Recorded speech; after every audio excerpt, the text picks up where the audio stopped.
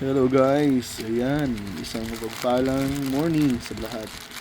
So dumating na yung aking flyers, no?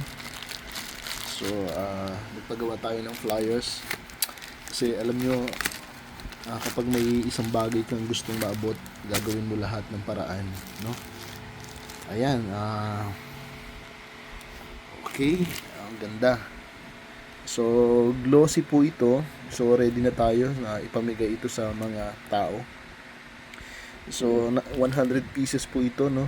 And kahit sa 100 pieces na to, may 10 nag-join, pwede na. So masaya na tayo.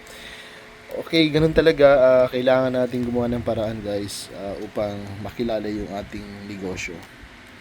Okay guys, let's go. See you all at the top. Sa mga gusto nga po palang nito, no, magpa-print ng flyers, no, pwede niyo po ako i-message. Okay? Okay, again, it's me, Coach Claudio. See you all at the top, guys. Bye-bye.